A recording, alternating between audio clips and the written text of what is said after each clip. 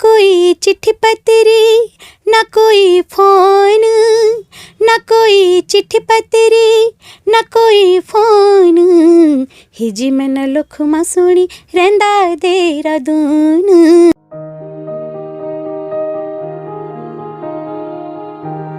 उत्तराखंड की नौनी के साथ आज हैं जौनसार घाटी रवाई क्षेत्र की फेमस सिंगर निधि राणा जी। निधि जी, उत्तराखंड की नौनी प्लेटफॉर्म पे आपका हार्दिक स्वागत है। जी बहुत बहुत धन्यवाद। और सोचा नहीं था कि आपसे भी मुलाकात करने का सौभाग्य प्राप्त होगा, और बहुत बहुत धन्यवाद करती हूँ पंत जी का, जिन्होंने मुझे ये अपॉर्चुनिटी दी। जी जी जी। तो हम सबसे पहले जानेंगे कि कहाँ से आपके जीवन में ये शुरुआत हुई, कहाँ से आपने गायन सीखा? जी वैसे तो मेरी मम्मी जी जो हैं, माता जी, वो गाती थी पहले। महेंद्र चौहान है हमारे रवाई के वरिष्ठ कलाकार सिंगर हैं, तो उनके साथ वो गाती थी। और हम जैसे थोड़ा बड़े हुए तो जंगलों में घास काटने जाते ना, जैसे कि हम जाते ही हैं गढ़वाली लोग, तो मम्मी जी बस जंगलों में घास काटते काटते सिखाते रहती, तो अच्छा लगता था सिंगिंग करना, और उनसे ही प्रेरणा मिली। और स्कूल टाइम पे भी काफ़ी मैंने गाने गाए हैं, जैसे कोई ओकेज़न होता था, फेस्टिवल होते थे 26 जनवरी 15 अगस्त, तो मैं गाते रहती थी। और उसके बाद जब हम देहरादून आए, 12th पास करके जब मैं देहरादून आई, तो यहाँ पे हम क्लासेस जैसे अटेंड करते हैं, वनडे एग्ज़ाम कोचिंग क्लासेस, तो वहाँ पे एक लड़का था, हम वहाँ कोई ना कोई वो करते रहते थे पार्टीज़, सैटरडे वगैरह, तो उसमें मैं गाती थी। तो एक छोटा सा लड़का था, मतलब छोटा क्या, हमारा बैचमेट, तो उन्होंने मेरी आवाज़ सुनी और उन्होंने कहा कि मेरा भाई जौनसारी सिंगर है, उनसे मुलाकात करवाऊंगा, उन्हें फीमेल सिंगर की ज़रूरत है। तो उनसे मिलवाया, उनका नाम सनी दयाल था, और फर्स्ट टाइम मैंने उनके साथ ही स्टूडियो में गई थी मैं, तब ऐसे शुरुआत हुई थी।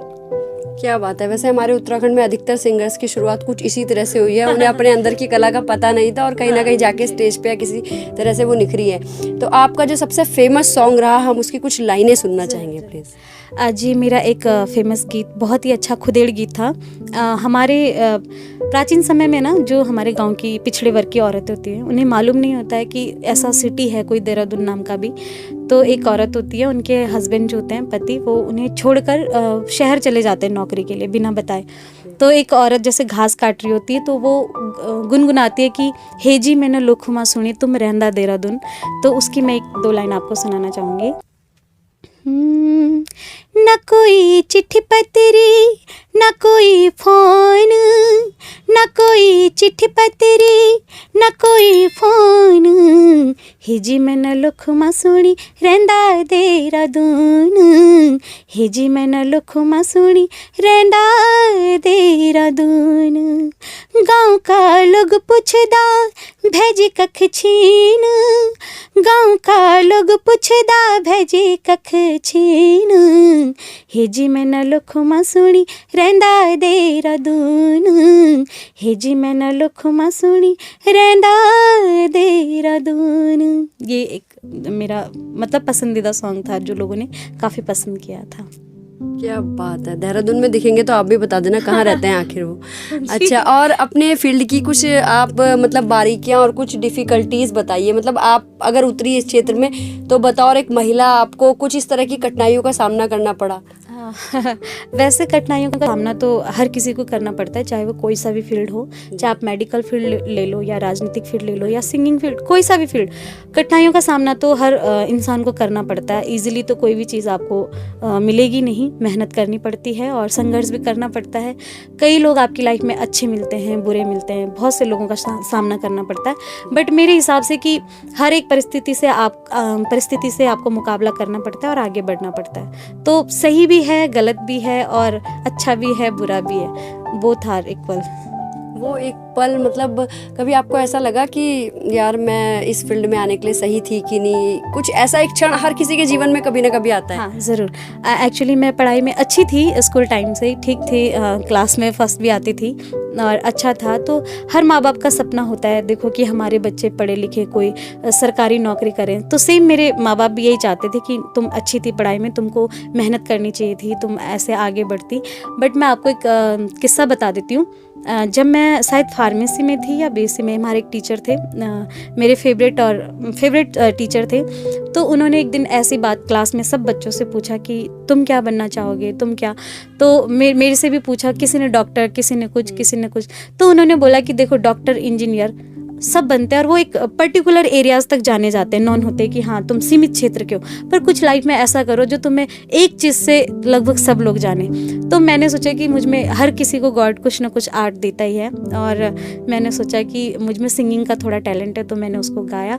और सीरियसली हुआ भी ऐसा कि 2 की जगह मुझे 4 लोग जानने लगे, तो अच्छा भी लगता है। और माँ बाप तो खैर सुनाते ही हैं सबके, बट मुझे लगता है कि मैंने सही फैसला लिया कि मैं इस लाइन में हूँ। 4 लोग अच्छे से बातचीत करते हैं, इज्जत देते हैं, रिस्पेक्ट देते हैं, और नोन भी काफ़ी सारे हो जाते हैं, तो अच्छा है। मुझे खुशी है कि मैंने ये फील्ड चूज़ किया। कुछ अलग करेंगे तो जाहिर सी बात है 2 की जगह 4 लोग जानेंगे। बहुत ही अच्छा एग्जाम्पल आपने सेट किया है। उत्तराखंड की नौनी के साथ आज आप हैं, तो उत्तराखंड की नौनी प्लेटफॉर्म के माध्यम से क्या आप मैसेज देना चाहेंगे? Thank you. पहले तो मैं आपका सबसे पहले आपका बहुत बहुत धन्यवाद करती हूँ कि आपने मुझे आपने मुझे बुलाया और मुझे बहुत अच्छा लगा। और मैं साथ में धन्यवाद करती हूँ पंच जी का, ये मुझे समय समय पर सपोर्ट भी करते रहते हैं काफ़ी अच्छे इंसान हैं। और मैं लोगों को यही मैसेज देना चाहूँगी कि देखो, प्रेजेंट टाइम में हमारा कोरोना काल चल रहा है, काफ़ी चीज़ों का, समस्याओं का हमें सामना करना पड़ रहा है। तो और ये भी कि संगीत साक्षात ईश्वर है, आप उसे ज़रूर सुने, हमेशा सुने, अच्छे से रहें और सब भाईचारा आपस में बनाए रखें। और मैं ये कहती हूँ कि ईर्ष्या नहीं करनी चाहिए, एक दूसरे को सपोर्ट करें, चाहे वो संगीत का क्षेत्र हो, चाहे वो कोई सा भी फील्ड हो। आप एक दूसरे को सहायता करेंगे, हेल्प करेंगे, तो ऐसे ही जीवन आगे बढ़ता रहेगा। और मतलब अच्छा करो, दुनिया में सब अच्छा व्यवहार। बहुत ही बढ़िया संदेश। और आप सपोर्ट करिए उत्तराखंड की नौनीस को। इसके लिए आप उत्तराखंड की नौनी यूट्यूब चैनल को सब्सक्राइब जरूर करिएगा, शेयर करिएगा, कमेंट करिएगा। और उत्तराखंड की नौनी से जुड़ने के लिए निधि राणा जी आपका बहुत बहुत जी, आपका भी बहुत बहुत धन्यवाद। और सब्सक्राइब कीजिए, लाइक कीजिए, कमेंट कीजिए, और लोगों को भी चैनल का लिंक शेयर कीजिए, और वो ज़्यादा से ज़्यादा लोग सब्सक्राइब करें। धन्यवाद। Thank you. नमस्ते।